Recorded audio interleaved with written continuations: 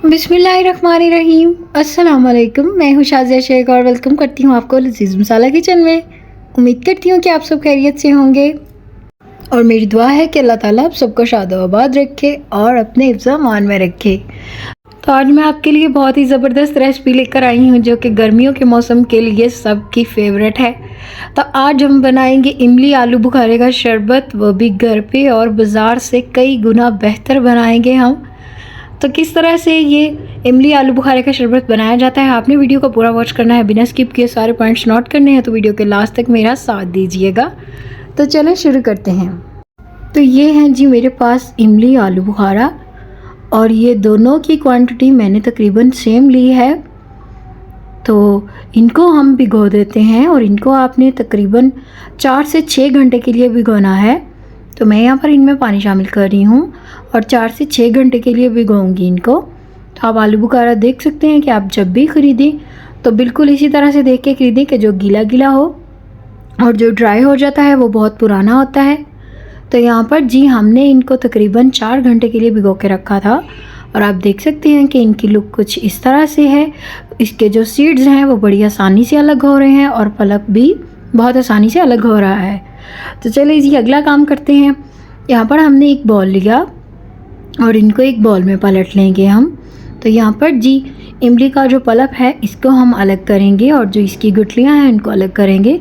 इस तरह से आप इसको चम्मच से हल कर सकते हैं, और अगर चम्मच से नहीं हल करना चाहते तो आप इनको हाथों से भी कर सकते हैं। तो यहाँ पर जी इनकी मैंने गुठलियाँ अलग कर रही और पल्प अलग निकाल लिया। तो आप देख सकते हैं कि दोनों का पल्प मैंने निकाल लिया है, और ये जो गुठलियाँ हैं इनमें मैंने पानी शामिल कर दिया थोड़ा सा, और इनको हम किस तरह से इस्तेमाल करेंगे मैं आपको आगे जाके ज़रूर बताऊंगी। तो अब जी हम लेंगे एक ब्लेंडर जग और इसमें ये दोनों पल्प शामिल कर देंगे और इनको हम अच्छे से ब्लेंड कर लेंगे। और इनको ब्लेंड क्यों करना है कि ये जो दोनों पल्प हैं यकजान हो जाएं, और इनमें अगर कोई भी मज़ीद किसी तरह की भी कोई गुठली है तो वो इसमें मैश हो जाएगी। तो इसमें जी हमने जो गुठलियों में पानी डाल के रखा था वो शामिल कर दिया, और अब जी इसको हम ब्लेंड करते हैं। और जैसे ही ये ब्लेंड होगा आप देखेंगे कि ये बिल्कुल एक जान हो जाएगा। तो थोड़ी देर ब्लेंड करने के बाद माशाल्लाह से ये बहुत ही ज़बरदस्त हो गया, और अब मैंने सोचा कि इसको हम स्ट्रेन कर लें। तो एक स्ट्रेनर की मदद से इसको स्ट्रेन करेंगे ताकि इसके जो ऊपर कोई भी इमली का छिलका है किसी भी तरह का, तो वो जो है आसानी से रिमूव हो जाए, क्योंकि हमें जो शरबत चाहिए वो बहुत ही स्मूथ चाहिए। तो यहाँ पर आप देख सकते हैं कि इसमें हल्का फुल्का जो है इसके इमली के जो थोड़े बहुत जो छिलके वगैरह हैं वो आ गए हैं इसमें, तो इनको हम वेस्ट कर देंगे। तो यहाँ पर इस पर मैंने थोड़ा सा पानी डाला ताकि इसमें जो पल्प है वो निकल जाए।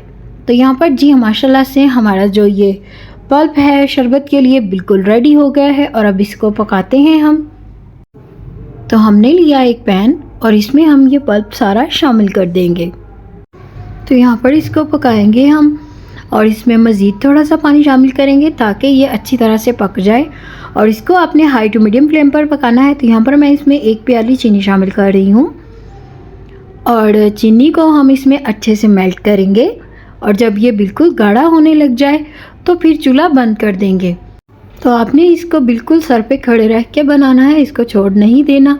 तो यहाँ पर जी इसमें मैं काला नमक शामिल कर रही हूँ, इससे बहुत अच्छा टेस्ट और बहुत अच्छी खुशबू आती है।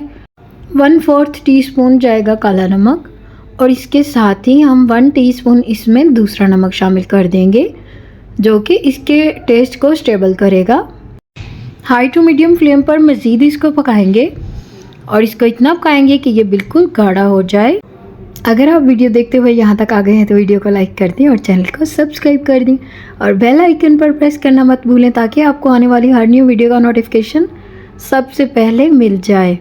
तो शरबत हमारा बिल्कुल रेडी हो गया है, और अब चूल्हा ऑफ करते हैं और इसको थोड़ा सा ठंडा करके तो किसी बर्तन में निकाल लेंगे। तो यहाँ पर जी हमारे पास एक जग था छोटा सा, और जग का ढक्कन बहुत ही मज़े का है, बहुत अच्छे से बंद हो जाता है।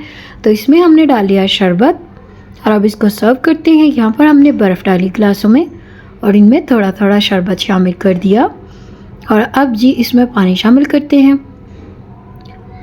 तो आप अपने टेस्ट के मुताबिक शरबत ऐड कर सकते हैं। अगर आपको बहुत ज़्यादा मीठा और बहुत गाढ़ा शरबत अच्छा लगे तो आप इसमें उसी हिसाब से पानी डाल लें। और इसको जब भी सर्व करें तो ये बिल्कुल ठंडा होना चाहिए। तो जैसे ही ये बहुत ठंडा होगा तो बहुत ही मज़े का लगेगा। तो यहाँ पर जी हमारा जो शरबत है बिल्कुल तैयार हो गया है और ये है जी इसकी फ़ाइनल लुक। उम्मीद करती हूँ कि आपको ये रेसिपी ज़रूर पसंद आई होगी और अगर वीडियो अच्छी लगी हो तो वीडियो को लाइक लाजमी करें। तो यहाँ पर मैं आपको दिखाती चलूँ कि ये हमारे पास जग है और ये इसका ऊपर ढक्कन है और हमने इसको बहुत ही अच्छे तरीके से इसमें सेव कर लिया है और आप इसको सेव करके फ्रिज में रख सकते हैं काफ़ी देर तक। तो जब आपका दिल करे थोड़ा सा शरबत निकालें और इसका बर्फ़ और पानी में मिक्स करके इंजॉय करें। तो मिलते हैं आपसे न्यू रेसिपी के साथ। अपना बहुत ख्याल रखें, अपनों का बहुत ख्याल रखें और मुझे अपनी दुआ में ज़रूर याद रखिएगा। अल्लाह हाफिज़।